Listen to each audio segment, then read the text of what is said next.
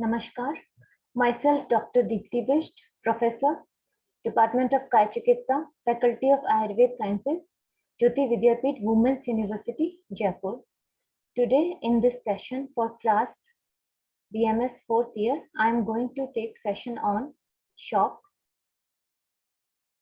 In this topic, today we are going to discuss the cause, effect, the mechanism and the outcome of shock and the management of shock in various conditions. So let's start the topic. What is shock? As you know, shock is a clinical condition of severe fall in blood pressure due to which adequate tissue perfusion cannot be maintained. The affected person may find it difficult to remain standing and may simply lie down. On standing, there is severe giddiness. There may be sweating and the extremities may become cold. So these are some signs of shock. Basically, shock is a life-threatening syndrome that represents the clinical endpoint of a variety of diseases with a common denominator of poor organ perfusion and tissue ischemia. Clinically, this is manifest by systolic arterial pressure less than 80 mmHg. There is cold, clammy extremities with poor capillary refill, oliguria, and often impairedness of consciousness. So prompt recognition of the underlying pathophysiology is essential in order to ensure optimal treatment. If the treatment is not prompt and effective, serious consequences will ensue. So oliguria may progress to acute tubular necrosis and anuria, a rising plasma potassium and lactic acidosis, both from renal failure and ischemic necrosis of skeletal muscle may lead to cardiac arrhythmias, which can be fatal. Even if recovery occurs, there may be permanent cerebral damage or loss of peripheral tissue, and these conditions may be inevitable. So it is very important that we should recognize the condition of shock and do its prompt treatment. Now the causes, there are various causes assigned to shock. First one is hypovolemia, which can be due to fluid loss or blood loss. So fluid loss can be external as in severe loose motions, vomiting, severe sweating or urinary loss. It may be internal like in intestinal fluid accumulation, acute peritonitis, etc. Blood loss may be external or internal. External like in cases of injuries, whenever there is severe menorrhagia, bleeding piles. Internal blood loss is seen in conditions like ruptured spleen or ruptured tubal pregnancy. Another cause is disordered function of the heart, which results in cardiogenic shock, like in acute myocardial infarction, cardiomyopathy, acute myocarditis, tachyarrhythmias, massive pulmonary embolism, etc. So these are the conditions where cardiogenic shock can occur. Third cause is inappropriate and disproportionate vasodilation as occur in cases of anaphylactic shock. Fourth cause is bacterial or septic shock. It is due to release of endotoxins from certain bacteria, which in turn cause release of several components and which in turn leads to condition of shock, poor tissue perfusion and tissue ischemia is there. Another cause is any neurogenic cause results in neurogenic shock. For example, any kind of spinal cord injury. Now, what are the mechanisms underlying the shock syndrome? So, in cases of hypovolemic shock, usually the reduced cardiac filling due to reduced circulatory volume leads to tissue ischemia and less tissue perfusion, resulting in shock. And condition of cardiogenic shock, whenever there is reduced cardiac output in spite of normal filling volume, again the heart is not able to perform its normal function of pumping blood to all the body organs. As a result, tissue and cells suffer the condition of ischemia, and as a result, condition of shock occurs.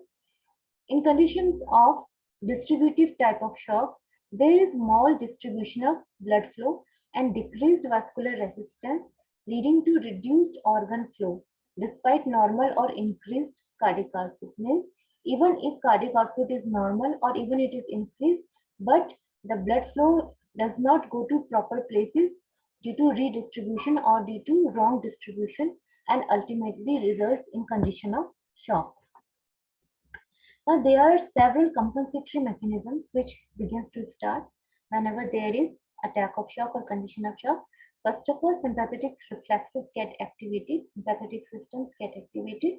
Then there is release of several inflammatory mediators like histamine, kinins, interleukins, etc. Complement components also get activated. Factors of coagulation system are also activated, leading to disseminated intravascular coagulation. So these all are the compensatory mechanisms. Now, what are the consequences of shock?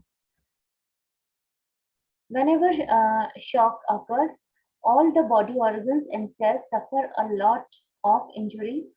So first of all, what happens in cellular metabolism? Whenever there is shock, glycolysis results in accumulation of lactic acid and pyruvic acid, and these lactic acid and pyruvic acid cannot be further metabolized due to lack of oxygen, as already there is condition of ischemia due to shock, and these acid then spills into the blood, causing the condition of acidosis. Potassium ions also escape as the sodium potassium ATPase pump fails. On heart is not able to perform its functions due to acidosis, and it further aggravates hypertension. On CNS, acidosis stimulates the respiratory center, and there is condition of hyperventilation. And when blood pressure falls below 50 to 60 mm of Hg, brain suffers serious ischemic changes. In case of lungs, damage of lungs alveolar surfactant gas exchange suffers, leading to dyspnea, and this condition is known as ARDS or adult respiratory distress syndrome. On kidney, there is necrosis of tubular epithelium. Tubules are not able to retain bicarbonate, and severe acidosis results. Now, outcome of shock. If prompt management is done, there are chances of full recovery without any deleterious effect.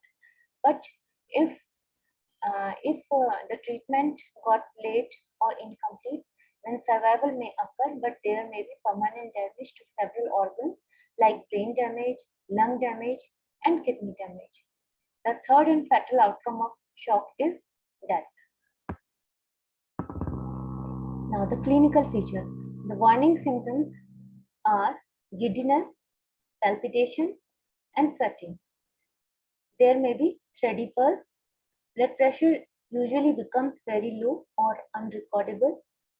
Condition of anuria or oliguria, that means very little urination due to acute tubular necrosis occurs. Cerebral symptoms occur due to the condition of cerebral ischemia, and if shock is anaphylactic, then there may be urticaria, angioedema, bronchospasm with respiratory distress, and hypotension. Management. Emergency therapeutic measures which are usually adopted in any kind of shock, whether it is hypovolemic shock, cardiogenic shock, or anaphylactic shock. These are common measures which should be adopted. First of all, patients should be kept warm to avoid the condition of hypothermia. If there is pain and anxiety, IV morphine is given to sedate the patient. Oxygen administration is done continuously.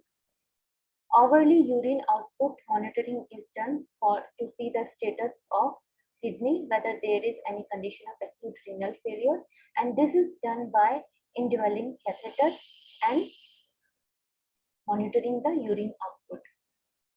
CVP, central venous pressure monitoring, is done, especially in case of cardiogenic shock or hypovolemic shock. This is done by central venous catheter.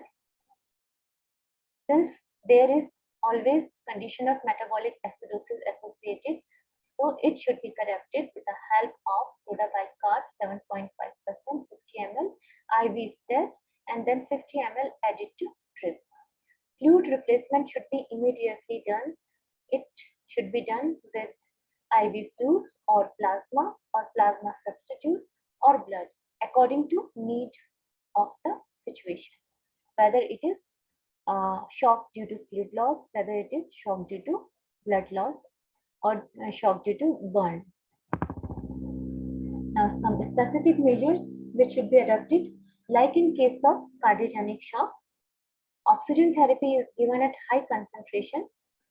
Furosemide, which is a diuretic and have vasodilator effect, it is given 40 to 80 mg IV. Morphine IV is given to alleviate breathlessness and reflect peripheral vasoconstriction. Dopamine or dobutamine, these are selective renal vasodilators. So these are given in cardiogenic shock.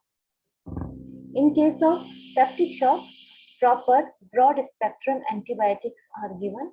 IV fluids are supplied to prevent any fluid depletion. If there is condition of DIC, disseminated intravascular condition, then a specific heparin administration should be done very cautiously. Anaphylactic shock, which is also commonly seen in day-to-day practice. The choice of drug is epinephrine. Dose is 0.5 mg IV straight, and it is repeated after 5 to 10 minutes as needed. Airway should be maintained properly by the use of endotracheal intubation and assisted ventilation. Sometimes tracheostomy is needed if there is laryngeal edema. If condition of bronchospasm is present, then aminophylline IV should be given, or nebulization with beta agonist should be given to patient. Volume expansion, that is to restore the blood volume. Normal saline or Ringer lactate solution is given IV. Hydrocortisone sodium succinate 500 mg IV 6 hourly for severe and prolonged reaction is required if the condition is critical. So these are all about shock. We discussed the signs, symptoms, and management of all the types of shock. So this is all about shock. We'll meet you in the next lecture. Till then, goodbye. Have a nice day.